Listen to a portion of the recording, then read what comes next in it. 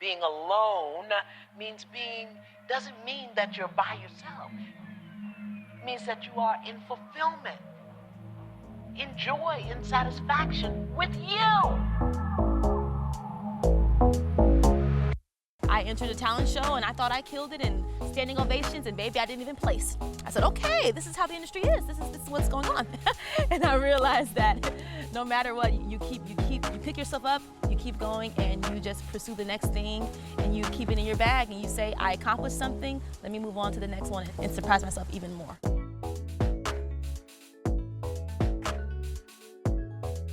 My name is Coley Gilchrist. I am a recording and performing artist, and that entails a lot of things, but primarily I sing, I write, arrange, produce, choreograph, act, direct, the list goes on. But I'm a lover of the arts in general, and I'm happy to be pursuing this career. My journey thus far has been pretty awesome. My parents and I realized that I started singing around the house a lot and just really glued to the television screen whenever an award show or a performer would come on TV. So we started toying around with the idea of pursuing a performing arts school. They raised us in a Christian household, but also, you know, we jam out to all types of music. I just remember the music that would be on rotation. So whether it's the Jackson 5, or my sisters would want to play Aaliyah or Fantasia, and then I would want my Demi Lovato, my Miley Cyrus. So when I look back, I realized that I kind of have a combination of so many different genres that have been poured into me that I've just filtered my own self through, and I take inspiration from just quite an array of different people and different music. Once I entered middle school and high school at performing arts schools, I started to realize my joy for performing live and not just writing or not just singing in my bedroom. I was exposed to talent shows, musicals, step shows, hip-hop classes, all that good stuff. I realized that being an artist doesn't mean you have to stick to just one lane. You can dabble and take from different things, and so I was definitely doing that. I was in every production, staying late after school. That was just a part of how I enjoyed my experience, and I wanted to be in a bit of everything. Another major highlight for me was when I released my first single, and that was back on my birthday of 2019. I don't advise you do anything business-wise on your birthday because you're gonna be fully stressed out, and I was. And I was also on tour with a theatrical production I'm in called Drumline Live, so much was going on. But I had done the work, I wrote the song, I produced it. It's my baby to this day, my first ever creation that's out for everyone to listen to. And so many nerves came with that, but then so much assurance came behind it. And I opened up my Instagram and saw the notifications of people from my high school blasting it at the lunch period over the speakers, and just the way that people flooded me with love. And the song really helped them through certain times because it's an empowering song. It's about change and self-growth.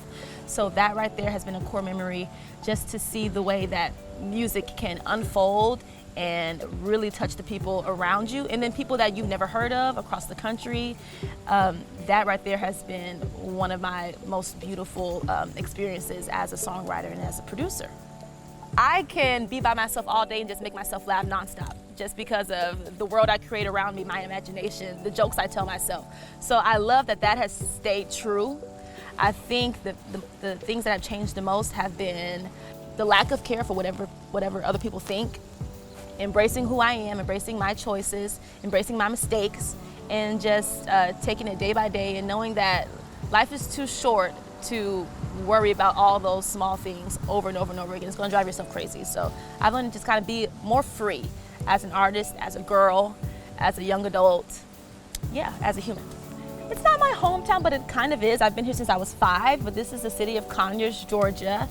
Actually, behind me under this pavilion is where I had my first performance, pretty much ever. Conyers was putting on their fall festivals. We signed up, and I remember the acts in front of me, dance troupes and comedians and musicians, and this little 7-year-old girl's gonna have a mic and sing The Climb by Miley Cyrus. And I got up there and the nerves were there, but that's when I realized that, you know, I wanna push through the nerves and I wanna grow as an artist. So this space in general has been monumental for my career because it's really my starting grounds. I'm a faith-based, person, so that has really carried me throughout every day. The highs, the lows, the in-betweens. oftentimes when I am feeling stressed or before going on stage or doing something, whatever, I'm always like, let me tap in. Let me thank God for this opportunity.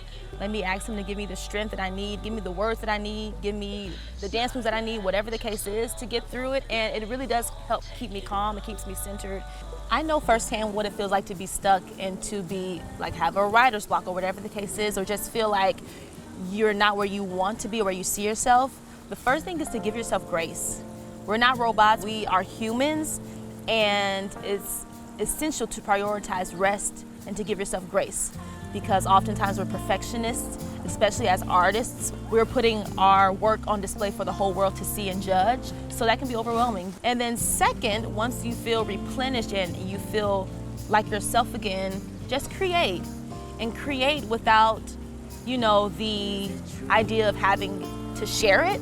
Sometimes you just have to get it out. One of the key messages I'm really passionate about is to turn your negatives into a positive. Being an independent artist and not having the big team that I wanted just yet was a negative, but then I realized, well, now it's forcing me to be more hands-on with my career. Now I have to learn how to edit, I have to learn how to mix and master, I have to learn these things because the ball's in my court, and that's a positive for me. I want to be an example that you can be a pop star, you can be an artist who is of commercial music and sings and writes certain things, but I'm also going to keep my values at the forefront.